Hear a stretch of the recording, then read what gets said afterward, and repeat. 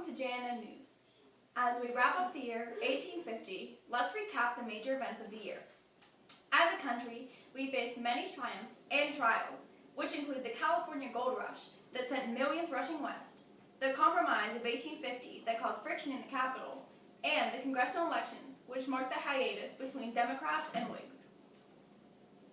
On a more melancholy note, we lost one of America's most esteemed politicians, Mr. John C. Calhoun. Now to Knox, the Fudge, Overstreet, with more on the Gold Rush. Fudge! Mashed potatoes! More? Well, in 1848, gold was discovered in Sacramento Valley in California. On January 24th, carpenter James Wilson Marshall, originally from New Jersey, found some gold flakes at the American River at the base of the Sierra Nevada Mountains near Coloma, California. At the time, he was working at a mill owned by John Sutter. Marshall and Sutter tried to contain this information, but it was to be soon spread by many newspapers by that March. By mid-June, 3/4 of the male population in San Francisco had left for the mine. An estimated 4,000 miners were digging for gold by August. As time went on, more migrants came to the area, first from lands that could reach California by boat, such as Oregon and Hawaii. Some foreign countries even participated, such as Mexico, Peru, Chile, and China. The news took longer to reach the East Coast, and when it did, the general public was initially skeptical. But after hearing about the abundance from President James Polk in December, the fever kicked off. Throughout 1849, many men from all over the U.S. traveled across the country, or even by sea in the hopes of wealth. That year, the non-native population in California increased from 20,000 to 100,000, despite the fact that roughly 750,000 pounds, or about $2 billion worth of gold were mined. Most people didn't strike it rich because they either couldn't find any or were constantly in debt to saloons or shops in the area. These shops made a lucrative business out of the gold rush, maybe even more so than the miners. In addition, the mining areas were very violent. Bandits, prostitution, and gambling all poisoned the area.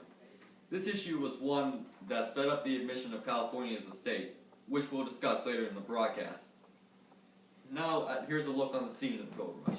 Here we are on the scene, just to have a look on the competition among the miners. I found gold! Whoa, baby! Whoa, baby! Oh, yeah! I found gold! Whoa! Yeah! I see you found me some gold, boy. Why don't you hand it all over? What are you gonna do about it? I'm gonna kill you, son! Really? Really, huh? Huh? Why don't you step up, boy? Really?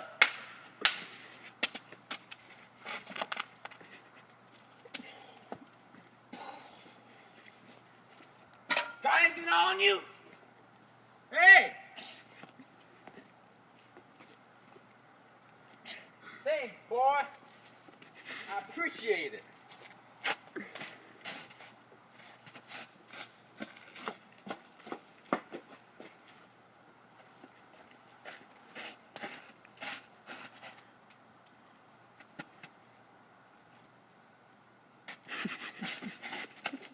Thank you, Fudge, for that exhilarating footage. Fudge! Now to Neil Mashed Potatoes Perry for some commentary. Oh, I didn't see you there. Due to the increased popularity at CNN, Jenkins News Network, JNN has had some budget cuts, so I'm reporting live from our studio's bathroom. The California Gold Rush started in 1848 when James W. Marshall discovered a gold nugget in the American River by Sutter's Mill. It greatly increased the population of California from the immigration of gold-seeking 49ers. The population expanded so profusely, California was annexed as the 31st state of the United States. The majority of immigrants were from the East Coast, who left their jobs for instant wealth, but a few other nations went searching for gold too. At the peak of the gold rush, California was a fusion of numerous nations, from African Americans to Chinese. The most abundant of these settlers were the Anglo-American Indians and Mexicans.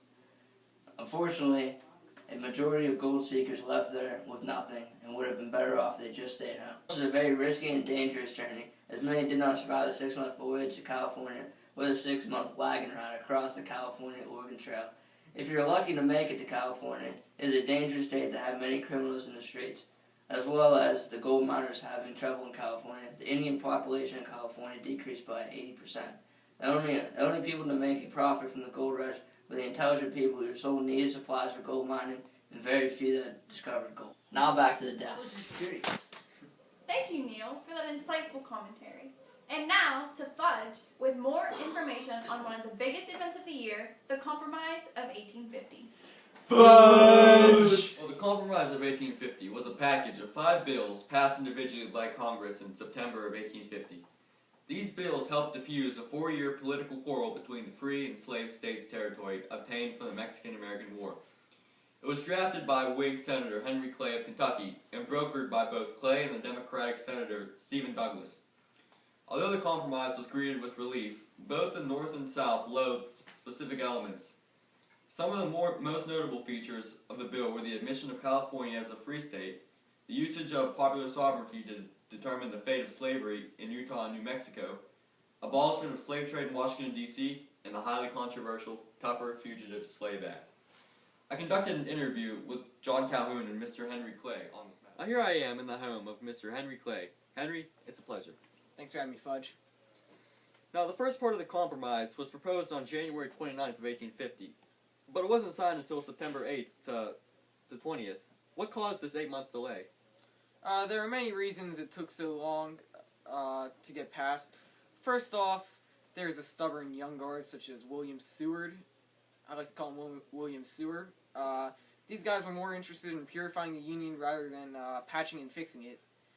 Next is President Taylor, who may have fallen under Young Guard's influence and basically vetoed every bill we sent him. Whenever we lost Taylor to his intestinal disorder, which was rather unfortunate, and Vice President Fillmore took over, it helped the bill pass through Congress. Finally, my friend Stephen Douglas split up the bill to help it run through Congress. Why did Senator Douglas split the bill and not you? Well, once I realized it would not pass, the Senate would not pass the compromise as a whole, I urged Douglas to split it up. Toward the later part of the year, my health deteriorated from tuberculosis, and it was difficult for me to guide the Congress. The most controversial portion of the compromise, the Tougher Fugitive Slave Law, led to protests in the North. Why was it included in the bill?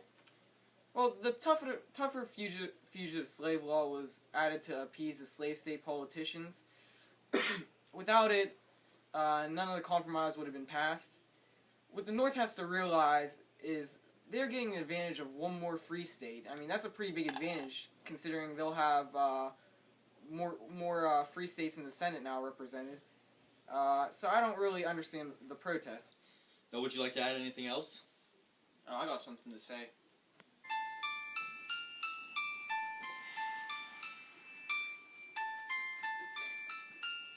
Yo, it's Henry Clay.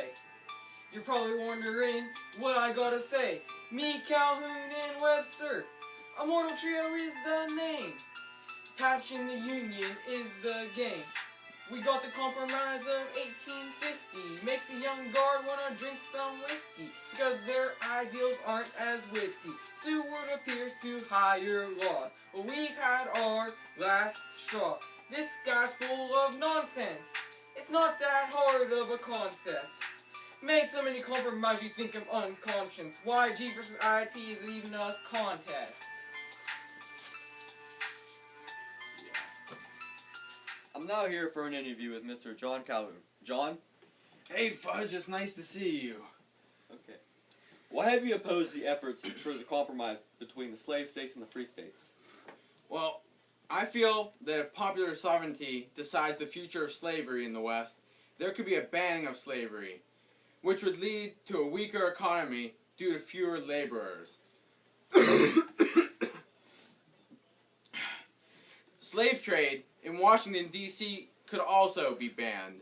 Now, while D.C. is such a small portion of our states, the banning of slavery in D.C. is a message to the rest of America that that is our future. Now, how could you improve the compromise to help sustain the Union?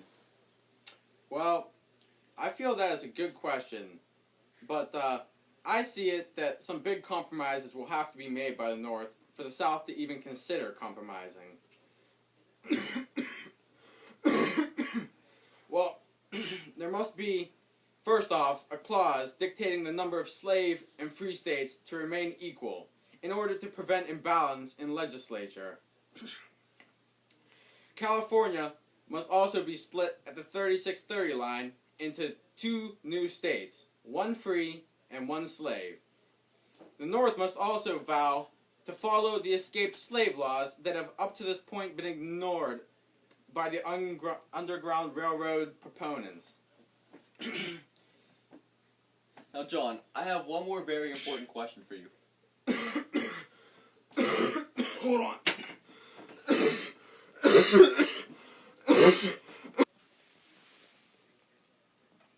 Well, now back to Jamar.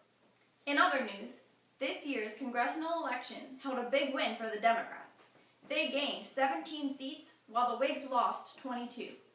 The Continental Union Party, formed as a result of the Compromise of 1850, gained 10 seats. However, sectionalism and slavery continued to emerge. New England continues to be the only state to have representatives from the Free Soil Party. We'll see what 1851 has in store for us. Oh, boo-hoo! Let me play a sad song for you on the world's smallest violin.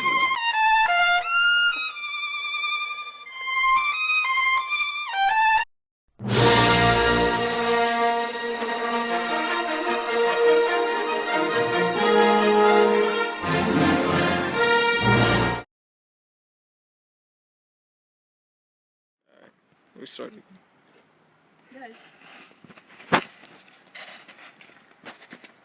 Yes. Can I go again? Yeah. Gotta go practice his rap. Okay. It's making noises. I can't say it. Oh my goodness gracious. Oh. Oh. Mexican. Think Mexican fajitas, Mexican tacos. Mexican rice. Mexican rice. Mexican people. Spanish rice. Oh, Mexic- don't talk Spanish. You're Don't talk. I would be better reading this in Spanish than in English. The first part of the compromise was. How about the intro, Frank? We're not Alright, am I gonna continue continue recording? Huh? Yeah, you gotta be like, and now I'm here with. Okay, Mr. Henry. Hey, Henry, am I continuing recording? Thank you, Fudge. We need to start. Henry's home in Kentucky, where it's cold enough to have a fire. I gotta get.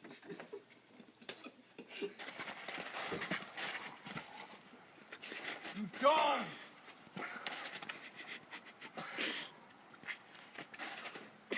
Stay down, son.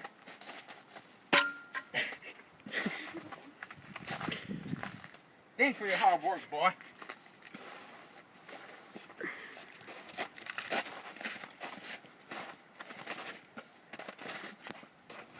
Stop recording!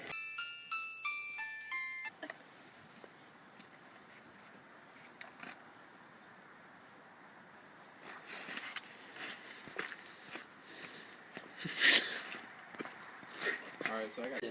At the peak of the gold rush.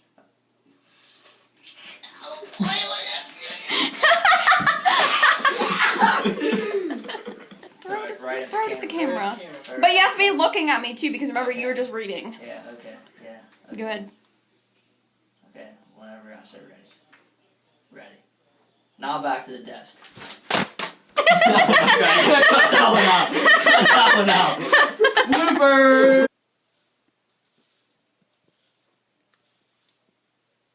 I want you, Jenkins.